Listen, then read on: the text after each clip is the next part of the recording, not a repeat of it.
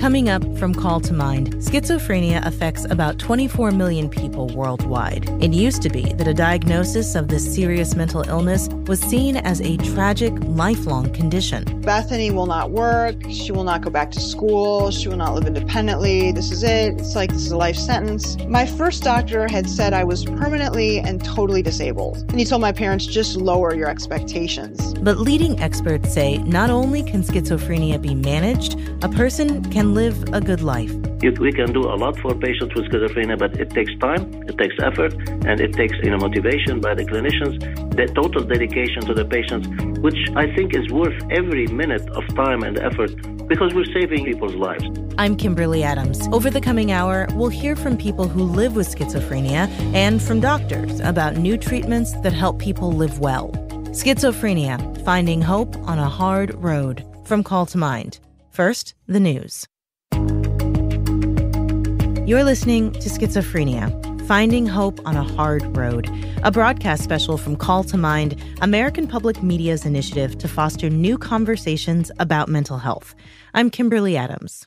I will never forget March 3rd of 2007. So I had been living in a churchyard about 13, 14 months. I developed severe schizophrenia. This is Bethany Yiser. She was a university student living in Los Angeles, California, when something started to change. I came back from actually a 2-month trip to Nairobi, Kenya, delusional. I dropped out of school completely. I became homeless. Interestingly, my homelessness lasted 4 years to the day. Before this happened, Bethany was an accomplished violinist, a drug and alcohol-free student with great academic credentials.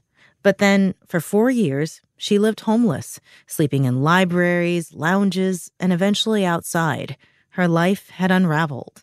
I woke up in this churchyard where I'd been living, and I was just screaming uncontrollably back at the voices inside of my mind, which would not relent, which would not give me any peace. And when I least expect it, a police officer sneaks up on me and tells me I'm being taken for assessment in a psychiatric ward.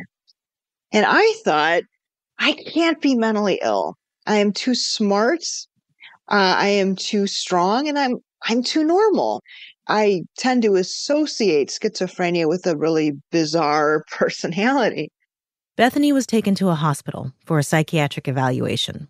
I was told that day that I had a mental illness. Again, I was absolutely sure nothing was wrong with me, and it was extremely insulting. Bethany Yiser is the author of a book, Mind Estranged, My Journey from Schizophrenia and Homelessness to Recovery. We'll hear more of Bethany's story throughout the show. Schizophrenia is less common than many other mental illnesses, but it may be the most feared and least understood of brain disorders. It seems like a person with schizophrenia is in the news almost every day, especially when their story involves emergency systems or law enforcement. Schizophrenia even shows up in our fictional villains and criminals. Think of TV shows like Criminal Minds, where characters are often described as having schizophrenia to explain their uncontrolled, sometimes criminal behavior. But one thing about the illness that often gets overlooked is that it has become increasingly manageable. Experts are finding new treatment approaches that help people stay in school and in work, and many people living with the disease can live well. To get us started, we talked to Dr. Deanna Barch. She's the Vice Dean of Research and a professor of psychiatry at Washington University in St. Louis. Dr. Barch is a well-known expert on schizophrenia, and she explains what the illness is.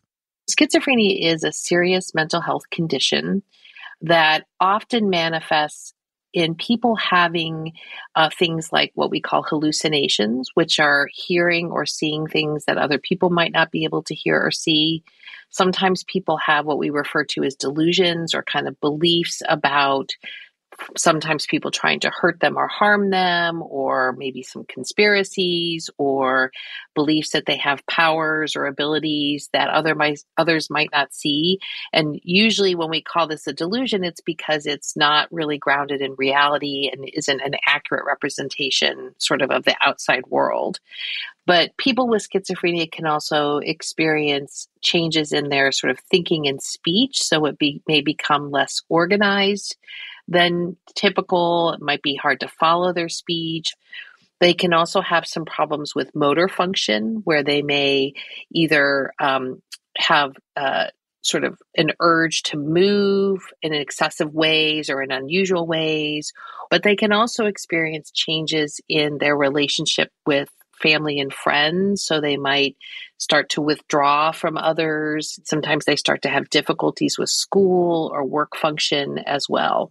If that's how it shows up in people's life, what's happening in someone's body and their mind when they have this mental illness? So when you talk to people who are experiencing schizophrenia, I think they often describe it as what can be a really scary experience because, we all think sometimes that our minds are playing tricks on us, right? But I think many people who develop schizophrenia feel like they no longer can kind of tell what's real and what's not real. Like they really may experience, for example, hearing voices inside their head. And sometimes those voices are saying really negative things to them that are really distressing. They may see things, the world may start to look unusual. The floor started to look like it was rippling, or I was walking up and down stairs and it looked like they were changing shape. They can often also say that, they realize other people are having a hard time following or understanding what they're saying, and they're not really understanding why, right? Or they might start to feel changes in their emotional state. I think it can be a really scary experience and really, distressing, and can sometimes make you feel disconnected from other people because it's hard for you to know kind of what's reality and what's not reality. And others sometimes react to you in a way that is confusing and scary.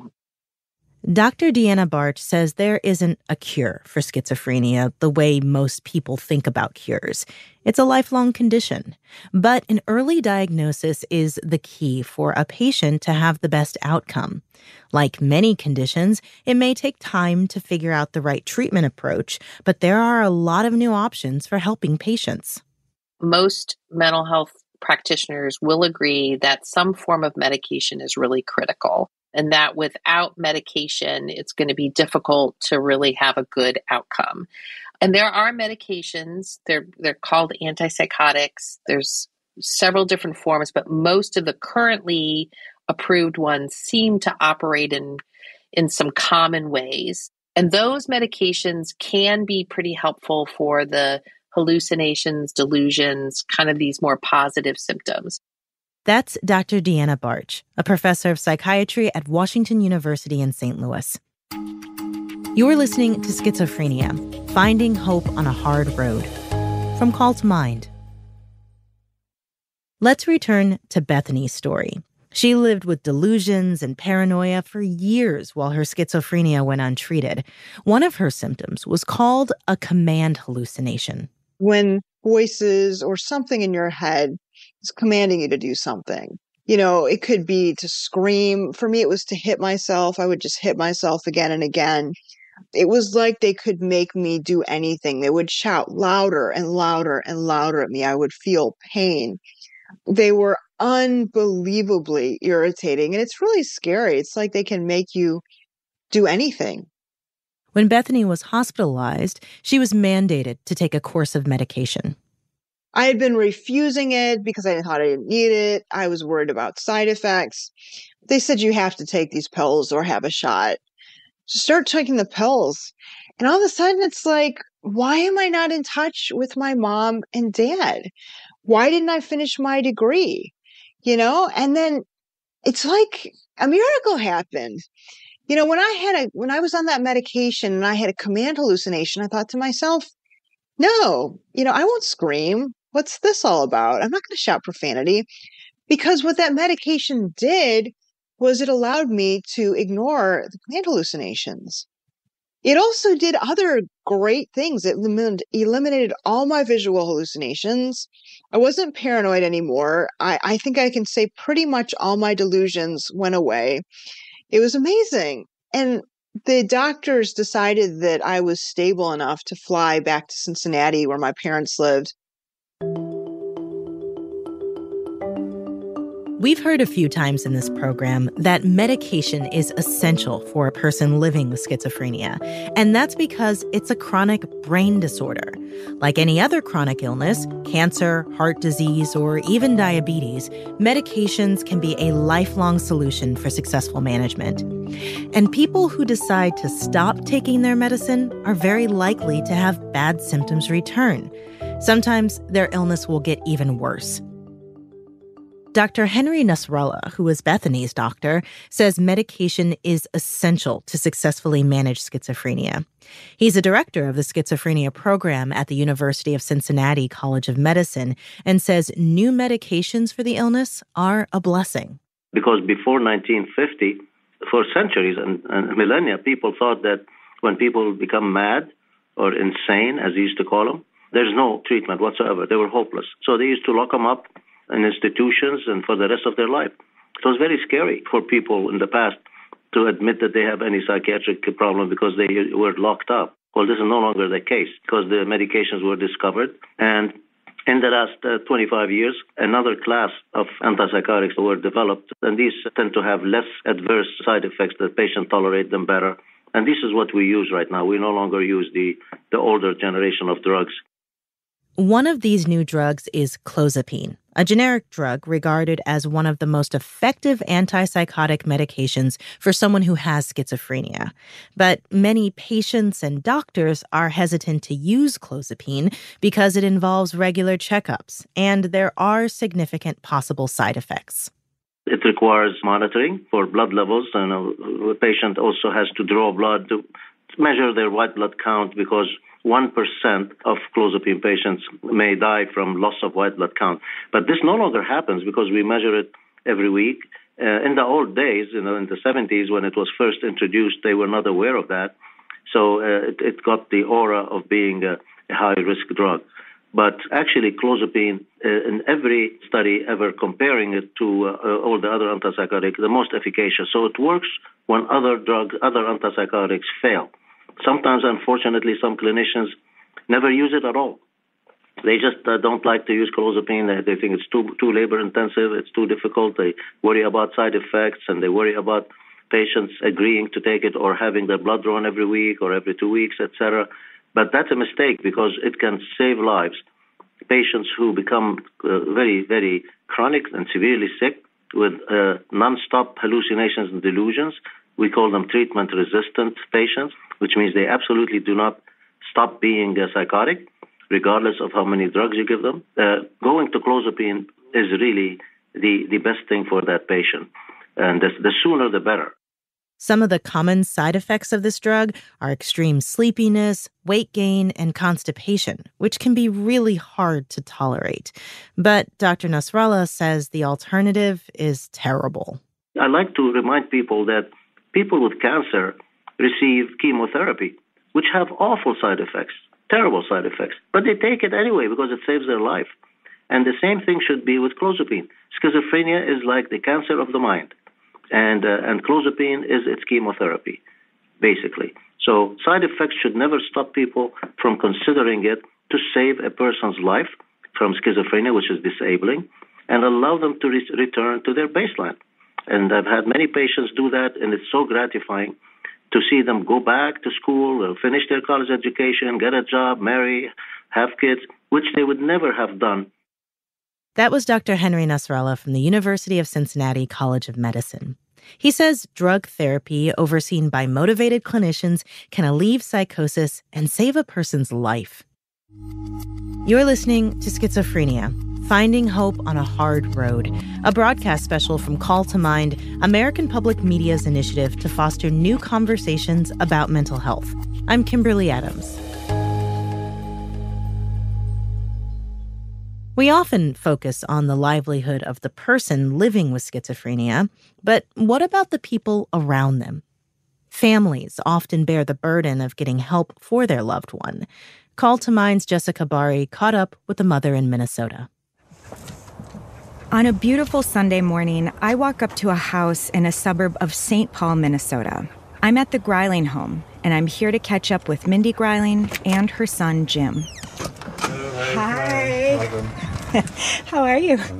Okay. Good. Mindy is a former Minnesota state legislator, and she's a committed mental health advocate, a mission inspired by her son, who lives with schizophrenia. Jim is a tall and quiet guy in his 40s. He's making me hot tea and tells me about a typical day. And I get up. Getting up is probably the toughest part of my day, is actually getting myself out of bed and just get out of bed and be able to stand up is almost difficult. I have a severe little case of vertigo some of the time, and the hardest part of my day is getting up. And lately I've been getting up for work. That's the main reason I get up. How many alarms do you set to get yourself up? How many snooze buttons? No, well, anywhere as much as I can, really. More than 20 years ago, Jim was diagnosed with schizoaffective disorder, one of the 6 types of schizophrenia. He had all the primary symptoms of the disease, like delusions and hearing voices, but Jim also had symptoms of mood disorders, including sudden anger and rage. Jim's mom, Mindy Greiling, says it was a big personality change. But he all of a sudden turned into a stranger. He was very verbally abusive to us family members, just rude, just shockingly rude. And he had a hairpin trigger temper. He just went off in a huge rage so easily that he was scary. Mindy says Jim was a sweet and well-behaved little boy, but something started to change when he was a teenager. He got in trouble and started using drugs. And he just had changed his friends, so that was the biggest thing. But that's what you always hear for drugs. If their grades go down and they're changing their friends, then you better look into their drug use. So that's what we thought, just drugs. Mindy and her husband Roger worried about Jim. They intervened every chance they could, but they also thought the drug use could just be a trait of typical teen rebellion. They can be rude. Even our daughter, who didn't end up with any kind of mental illness, was, we were happy to see her go off to college. Jim's drug use continued on and off for years. He went to college but dropped out. The worrisome behavior continued. Mindy and her husband Roger found themselves in a complicated situation many families deal with while trying to help an adult with mental health and substance use problems. There's only so much you can do when your child is over 18. We had a meeting with my husband and I and Jim with the psychologist, and he referred him to a psychiatrist to get a medication, but Jim wasn't cooperating with that. And so the psychologist said, you can really speed things up, get a diagnosis, get into treatment if you can get into the hospital, and the only way to do that is to call the police. But one day he had been out all night, and he came home in such a shape. He had drugs in his backpack, and I put them down the garbage disposal. I kind of provoked him. And then he, of course, went into a rage, and then we called the police. Mindy wrote a book about what it took to get her son help. It's called Fix What You Can, Schizophrenia and a Lawmaker's Fight for Her Son. She read me a section about visiting Jim in the hospital after he was arrested. Jim said, "Why'd you call the police?" I took a gulp of air. "To keep you safe, to get you medical care." "I'm not sick." He pursed his lips and blew air at me as if he were exhaling cigarette smoke. Then he spit into a nearby wastebasket, his way of purging me. "They're torturing me here." "No, they're not, honey." He glared at me. "You're not my real mom, are you?" I blinked back tears. "You aren't my real son either," I shouted in my head. That hospitalization was when Jim was finally diagnosed with schizophrenia. And these were hardly the first mental health providers to see him. I'm skipping over years of appointments and evaluations Mindy talked about. But this was when he got the right diagnosis: schizophrenia. And once the illness was correctly named, a care team could work with him. The medication made the most difference. And it was just like a miracle. He just turned back into Jim again. And then when his commitment was up, because he had to be civilly committed to take his medication, he said, that was then and this is now, and I don't need this anymore. Without the medication, Jim's symptoms returned, and so did the trouble.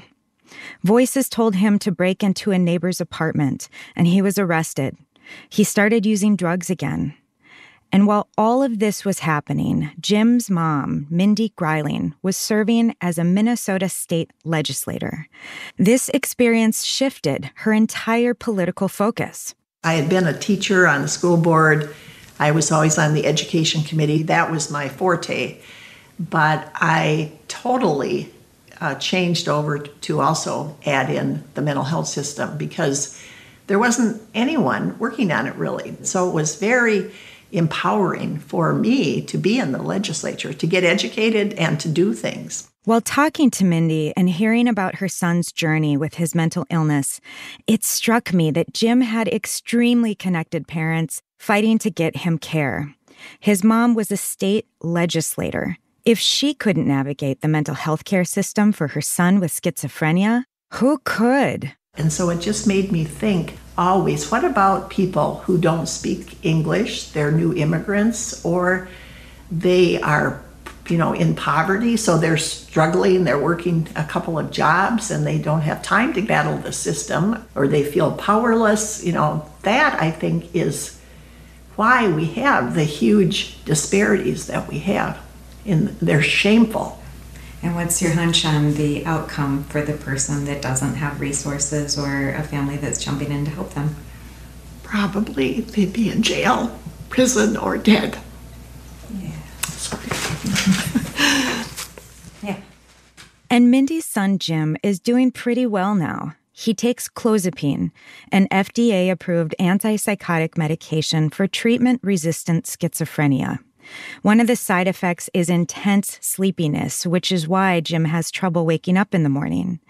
He also dealt with another common side effect, weight gain, but that's been under control for a while.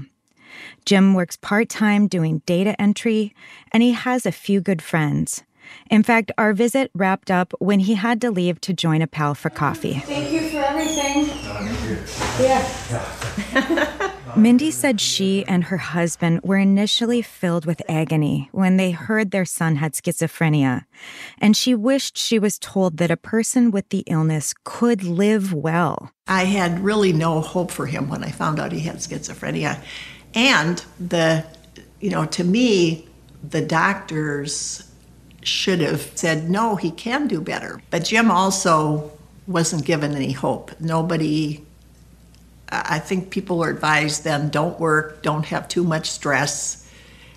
That's the best you can do. And unfortunately, I still talk to families that hear that kind of advice today. Yeah, what do you tell them? Don't listen to that. Get educated. That's Mindy Greiling, a former Minnesota state representative and author. She's the mother of a son living with schizophrenia. For Call to Mind, I'm Jessica Bari. We're going to take a break. When we come back, we'll hear about racial disparities that contribute to the overdiagnosis of this disease in Black men. That's coming up on Schizophrenia, Finding Hope on a Hard Road, a Call to Mind special from American Public Media. Welcome back to Schizophrenia, Finding Hope on a Hard Road, a broadcast special from Call to Mind, American Public Media's initiative to foster new conversations about mental health. I'm Kimberly Adams. Schizophrenia affects about 1.5 million Americans, according to the National Institute of Mental Health, and the illness can show up at any age. Knowing who is at risk would be ideal. A person could know what signals to look for and enlist mental health care before the symptoms get bad. But the truth is, the exact cause of schizophrenia really isn't known. It's a complicated disease that involves hundreds of genes and many other factors. Dr. Deanna Barch, a psychiatry professor at Washington University in St. Louis, explains. There's at least two kind of groups of things that we know put people at risk for developing schizophrenia and kind of related mental health conditions. So there is definitely a genetic component. So we know that if, for example, you have a close relative who has developed schizophrenia, you are at a somewhat increased risk of developing schizophrenia. And not everybody who has a relative with schizophrenia is going to develop schizophrenia. And there are many people who develop schizophrenia who do not have any close relatives who have it. So genetics are important, but we know it's not the whole story. We know that there are also a host of life experiences or environmental factors that can each kind of increase risk for schizophrenia. So we know that schizophrenia is more common in people who experience a range of early adverse experiences. So that could be growing up, social disadvantage, poverty, stressful conditions or environments. If you are experiencing things like immigration stress, systemic racism, structural adversities, those are all associated with a slightly increased risk of developing schizophrenia. We know that exposures to early environmental toxins are also associated with a slightly increased risk of developing schizophrenia. Schizophrenia is one of these really challenging illnesses where there are a lot of different things that each individually are associated with sort of a slight increase in risk. But there's no one thing that we've ever been able to identify that says this one thing means for sure that you will develop schizophrenia. It's lots of different things that could come together to increase your risk of developing the illness. Numerous studies have confirmed that Black Americans are diagnosed at higher rates of schizophrenia than white Americans. What's behind that? One of the reasons we know that is likely contributing is that many Black Americans are still subject to systemic racism and an increase in early stressors due to structural adversity, lack of access to opportunities, an increased likelihood of, growing up without adequate financial resources. So we know that systemic racism means that Black Americans are often experiencing greater early stress. And we already know that in general is associated with an increased risk of developing psychosis. And then, ongoing experiences of racism throughout the course of development might also be contributing to increased stress and impacting brain development in ways that are potentially putting people at risk for psychosis. But there's also some concern about what we might call overdiagnosis, meaning that let's think about paranoia, right? So one of the potential symptoms of schizophrenia is feeling like people are out to hurt you or harm you. People may be plotting against you and so on. And, there's a kind of a saying among psychologists is just because you're paranoid doesn't mean the CIA isn't out to get you, right? Right. And I do think that, there are legitimate reasons to be suspicious of various government organizations on the part of people who have been, systematically excluded and oppressed. And so sometimes people who express cultural mistrust of government institutions, concerns about people trying to hurt or harm them, get labeled as having a psychotic symptoms when it might actually just be legitimate concerns given one's life experience. That was psychiatrist Deanna Barch from Washington University in St. Louis. You are listening to Schizophrenia, Finding Hope on a Hard Road, a broadcast special from Call to Mind. I'm Kimberly Adams. Recent research has shown that Black Americans are nearly 2.5 times more likely to be diagnosed with schizophrenia than white people. And this finding was specific to schizophrenia. Other mental illnesses didn't show such a wide racial gap. But some experts say that many Black patients might be vulnerable for misdiagnosis. In Maryland, reporter Hector Alejandro Arzate tells us more. Well, schizophrenia, it's a very serious mental health problem. It can result in severe disability. That's Dr. Monica Williams, a clinical psychologist and professor at the University of Ottawa. She's the co-author of a 2023 article in a psychiatric journal on the potential for misdiagnosis of schizophrenia among Black Americans.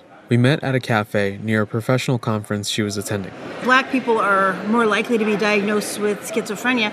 What we don't really know is if they actually are more likely to have schizophrenia. Dr. Williams says that some patients might actually have schizophrenia, but racial bias can lead to wider applications. The problem is that there's so much racism and bias that goes into the process of diagnosis that they're much more likely to get a severe diagnosis just from having psychotic symptoms than a diagnosis of other disorders that may include psychosis but not be schizophrenia.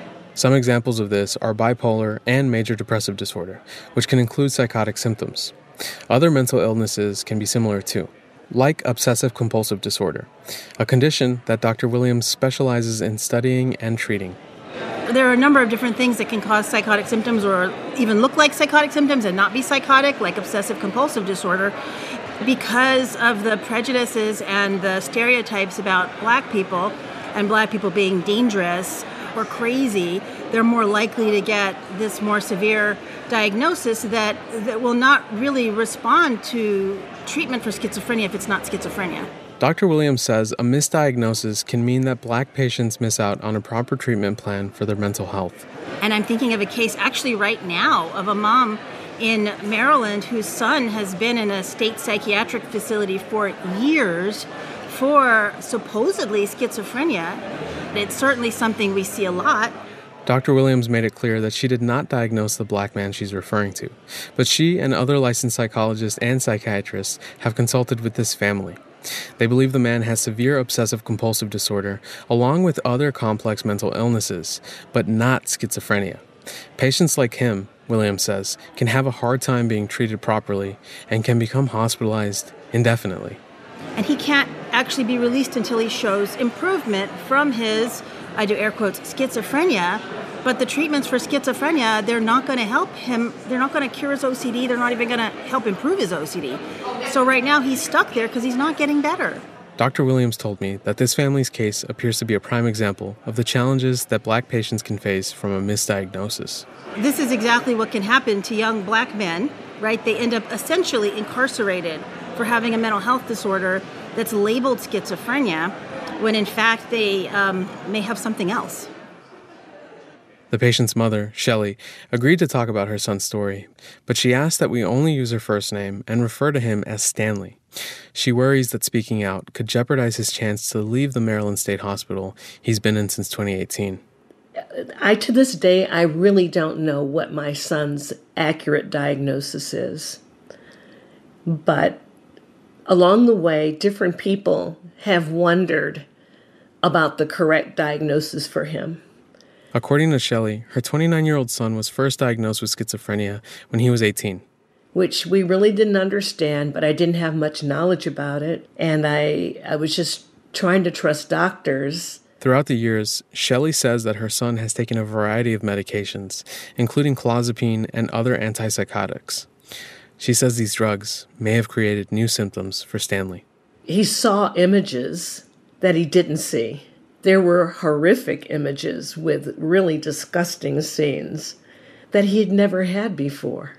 Unpleasant thoughts of family members or people he loved being harmed or of a sexual nature. Stanley spent years in different mental health programs and facilities, but Shelley says his condition got worse.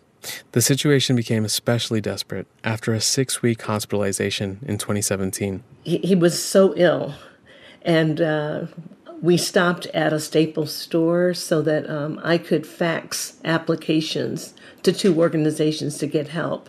A few minutes later, Shelley saw police officers arresting her son. She says they tried to take Stanley in for a mental health evaluation, but he tried to run away and might have pushed one of them. And he said, "We've decided to charge him with assault." And I said, you got to be kidding. And he said, no. He said, that way he'll get the help he really needs. To this day, I don't know what he meant. Stanley pleaded not criminally responsible for the incident. Eventually, he was transferred to a state psychiatric hospital, where he remains today, some 6 years later. Shelley worries he might die there. He can't meet the criteria for release because he has deteriorated. And my last few visits, he hasn't been able to even come out and see me. It's been a difficult journey for Stanley and his family, but Shelley wants their struggle to help change the system. She worked with a state legislator on a new law in Maryland requiring treatment plans in some facilities to outline an estimated duration of stay and a discharge goal. I asked Shelley if she thinks her son's experiences with mental health care might have been affected by racism and implicit bias because he's a black man. She says she's dismayed by the possibility. My grandmother left Georgia as a sharecropper for a better way, and we thought we were doing pretty good. And then this happened to my son. In a way, I feel like it's a huge step back, and I'm so afraid. But Shelley says she won't give up on her son. She finds strength in thinking of all those who came before her. I've got to do everything I can for him to get back where he was and keep on the track that our ancestors worked so hard. For Call to Mind, I'm Hector Alejandro Arzate. The path to schizophrenia treatment might be the most difficult part of the journey. Like any mental illness, it takes some time to figure out the right medication and additional support needed. And all of this is happening while a person is experiencing painful symptoms. We heard about some of them earlier, like delusions and hallucinations. Over the last 10 years, mental health experts have championed a treatment model called coordinated specialty care. We hear again from Dr. Deanna Barch. And that is really a combination of treatment with appropriate medications, family education to help them understand about the illness, to give them support, because it's also really difficult for families when they have a child who's developing a serious mental illness, or a sibling, or, a relative. Individual therapy or group therapy for the individual that is focused on helping them to figure out how to cope with their illness, deal with some of the symptoms. And then a really key piece is occupational therapy or support, because one of the things that can be really challenging about schizophrenia is the first episode, especially for males, it's a little bit later for females, but especially for males, is often occurring sort of late adolescence, early adulthood. And when we think about what are the typical things that are happening then, people are getting their first job, maybe wanting to move out of the house, going to school, and having a first episode of schizophrenia can really disrupt those things.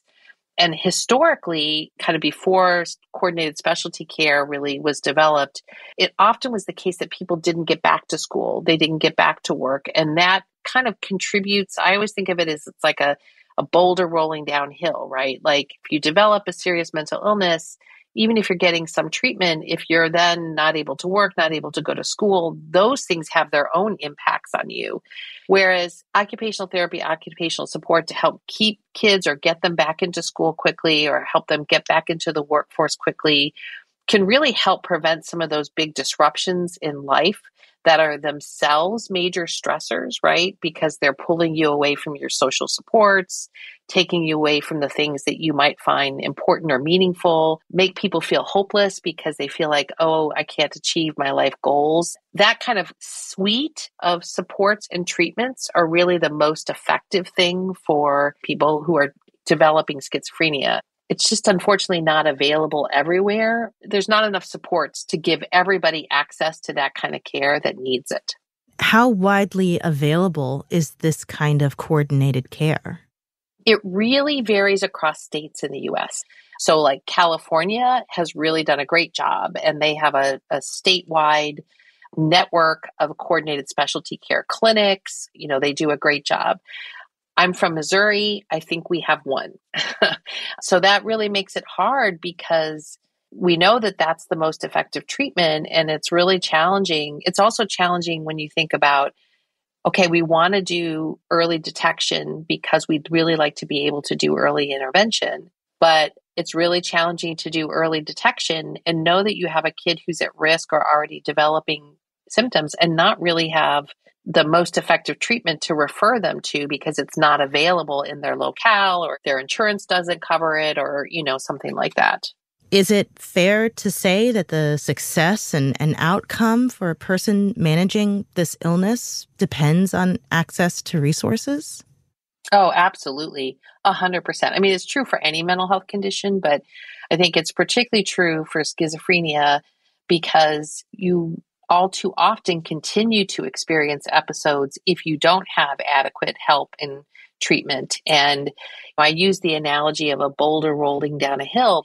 For many serious mental health conditions, There is the mental health condition itself, and then there are the impacts of the mental health condition on other aspects of the person's life that end up being harmful, right? So we know that if people are experiencing serious mental illness, it's harder for them to get preventative physical health care, right? That they're more likely to experience things like, diabetes, heart conditions, and so on, because they're not able to access adequate treatments. So there's just this confluence of things that happen to make life more difficult if you're not able to get access to treatments when you need it early on in the course of the illness, right? And especially, I think, in ways that help reduce the disruption to people's lives, because if you spent 10, 15 years not being able to work, not being able to go to school because you didn't get adequate treatment for your illness, even if once you get that treatment, you've got to now go back and sort of try to figure out how to rejoin and do those things. Whereas if we could provide that treatment early on, the support needed to help people continue to follow their goals and pursue their life dreams, it actually ends up saving us a ton of money in the long term. Health economists have done all kinds of analyses showing that spending more money on early treatment supports ends up saving us so much money in the long run for the increased cost of care when illnesses get more severe, the need for disability supports, the lack of contributions to the economy. But we haven't sort of incorporated that into our thinking about how we want to fund mental health treatment in the moment. That was Deanna Barch, Vice Dean of Research and a professor of psychiatry at Washington University in St. Louis. You're listening to Schizophrenia, Finding Hope on a Hard Road, a broadcast special from American Public Media's Call to Mind. I'm Kimberly Adams. Coordinated specialty care also goes by a couple of other names, early psychosis programs or team-based care, and it's a new standard in the treatment of psychosis. But as we heard, in many states, insurance and funding systems don't cover it, so patients and mental health providers look for ways to close the gaps. Estelle Timar Wilcox from Minnesota Public Radio spoke to a patient in a Minnesota program. Okay, well, this is the section that I tend to be in. Charles Asugo spends a lot of time at this library in a suburb of Minneapolis. It's been a favorite spot for him ever since he moved into his own apartment a few miles away. I'd hope to get a book that's on the Great Emu War. Charles is 21. He's always been a big reader. He graduated high school a year early with enough college credits for an associate's degree. From there, he went straight to nursing school. I came in with a plan. And then, all at once, things just started slipping. Charles failed out of nursing school. He started working in real estate, but almost as soon as he made some money, he dramatically overspent it. And he was hearing voices, sometimes suggesting that he do something violent. He felt overly active, extra talkative, his judgment was clouded. Then I'm maxed out the credit cards, and then I'm in a homeless encampment. I'm not sleeping anymore, and I go 3 days without sleeping, and I reach a point of being like, I want help. Charles spent 2.5 weeks in a psychiatric hospital in the fall of 2021. He was diagnosed with schizoaffective and bipolar disorders. A few days after he left the hospital, he got a call. A doctor told him that he'd been referred to something called the HOPE program. It treats first-episode psychosis. It's run out of Hennepin Healthcare, a network of clinics which also includes a major hospital. Psych ward, therapy, and pharmacy. I thought those were my 3 options, but now I see there's so much more to it.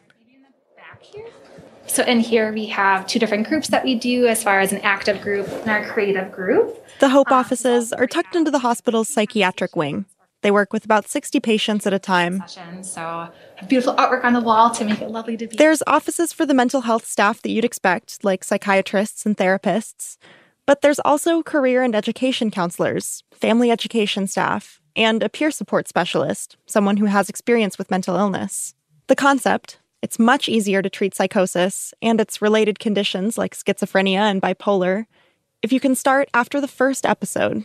Neurologically, there's simply less damage that happens to the brain if we are catching psychosis early. HOPE Program Director Marielle Desmarais is often the first person patients meet when they come in, usually in a moment of crisis. Desmarais helps coordinate their care for the next 1 or 2 years. It's more holistic than just going to therapy or just getting meds. they're wanting to go back to college. Our education specialist is going to be working closely with them on that. But then our individual therapist might be working with them on kind of managing some of the stress that comes along with getting back to college. And there's staff who can communicate all of this to the patient's family. Desmarais helped start the HOPE program in 2017, when the federal government set aside funding for first episode programs in the Mental Health Block Grant. Before that, she'd been working with people who had been living with psychosis for a while, 20 or 30 years. It looked really different. Doing this early intervention work, it really does change what the trajectory of a person's future can look like. This model got its start back in the 90s when Australia and Europe started testing first episode programs, with a lot of success. More people got back to school and work. Fewer ended up back in the hospital. The challenge in the US was to get this working in our healthcare system. You can usually bill insurance for psychiatrists and therapists, but not for roles like education specialists or family educators. In these team-based models, there are a lot of things then that don't get reimbursed. Maria Monroe DeVita directs the Early Psychosis program at Washington State University. She's worked on finding ways to finance these programs. In Minnesota, federal and state funding covers early treatment costs, so patients don't need to pay anything out of pocket. Other states have developed other workarounds. Washington State launched a system with Medicaid. First episode programs can now bill state insurance for team-based care. But that's not perfect, because it's only an option if you're on Medicaid. That means staying below a certain income, possibly making a lot of changes to your life. And that's exactly what these programs don't want to make their patients do. Where we want to go with this is actually moving toward where kids who may experience first episode psychosis or early psychosis who are on their parents' insurance, they can still stay on that insurance. Those hard-to-finance parts of the programs are what makes them effective. Early in his time in the HOPE program, Charles Asugo connected with an employment and education counselor. He went back to school after a few months. It was honestly like the finishing stages of turning my brain back on. Charles is busy these days. He's back in real estate. He also works as a youth advisor at a nonprofit that aims to end youth homelessness. In March, a little more than 2 years after his diagnosis, Charles graduated from the HOPE program. They mark each graduation with a goodbye gathering. There's a little talk about logistics of leaving, there's pizza, and in Charles's case, a lot of laughs. Charles, his parents, his younger brother and sister, and 7 of his friends all packed into the conference room. He and his family said there's a big difference between the Charles who came into the program and the Charles who left. My sister, she said, you're a lot less scary this year and last year. He can still come back to the HOPE program to check in with the staff and participate in alumni groups. But he's excited to put more time into his work, his art projects, and his friends. I'm glad for it. I've been working on a lot of chapters, and now I get to turn the page and start part 2.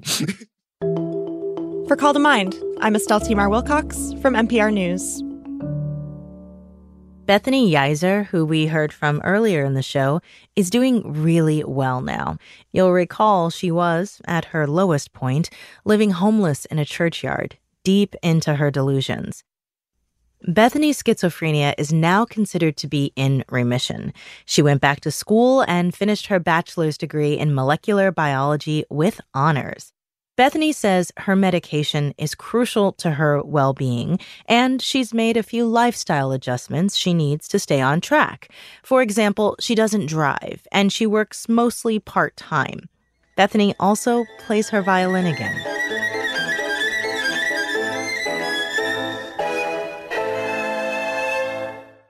And Bethany says her support network is super important to her. I have to be more careful to do what many people just take for granted.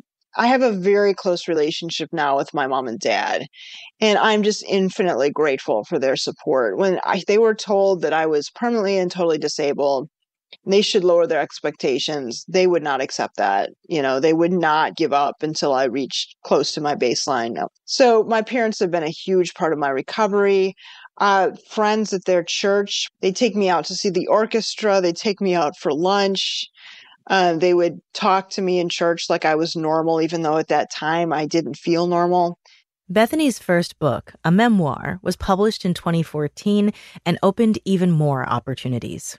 Mind is Strange enabled me to have a brand new professional life writing and speaking about schizophrenia.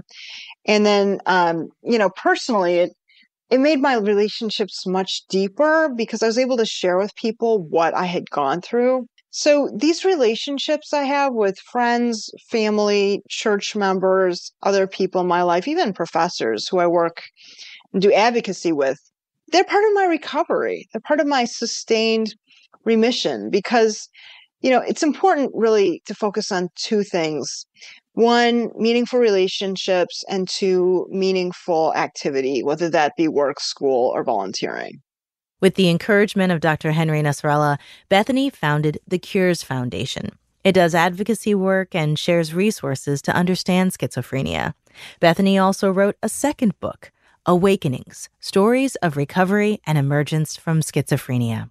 I had introduced our survivor stories, the people who are thriving despite schizophrenia, with a collection of essays in part one. Different things I've noticed about schizophrenia over the years, and why I think it was important to highlight these stories, these stories of hope, and how I like to prove through this book that people with schizophrenia can get better. All of these people are in treatment, and I think I can say they understand fully that they will be in treatment for the rest of their lives. And a lot of them have fallen really far. Some of them have been homeless briefly. At least a couple of them have been incarcerated for some time for crimes stemming from severe untreated mental illness. I just wanted to share these stories to offer people hope. I will say this too. Over the years, people have occasionally told me, "Oh, you say you fully recovered from schizophrenia, so maybe you never actually had schizophrenia." And that's ridiculous. I absolutely have a schizophrenia spectrum disorder, no doubt about it. Another thing people have told me over the years is, well, maybe you're just the exception to the rule. No, I'm not the exception to the rule. That is why I wrote Awakenings. People can recover today. Not everybody will make a full recovery. That's true. But the important thing is to not give up and fight to get as close to your baseline as possible. Bethany Yeiser will be the first person to tell you how difficult it was to get help and to find the right treatment plan for her schizophrenia so she could manage it and live a meaningful life. It's really rough, but I believe it's worth it. It's worth it to fight for the highest quality of life possible. You've been listening to Schizophrenia, Finding Hope on a Hard Road, a broadcast special from Call to Mind, American Public Media's initiative to foster new conversations about mental health. Support for this program is provided by the Sozosei Foundation and the David and Laura Lovell Foundation. This program was produced and written by our senior producer, Jessica Bari, and edited by Stephen Smith. Our technical director is Alex Simpson. Chris Julin and Annika Best provided production support. And this show was hosted by me, Kimberly Adams. Follow Call to Mind on our social channels at Call to Mind Now, and find resources and all of our past programs on our website, calltomindnow.org. Thank you for joining us for Schizophrenia, Finding Hope on a Hard Road, a broadcast special by Call to Mind from American Public Media.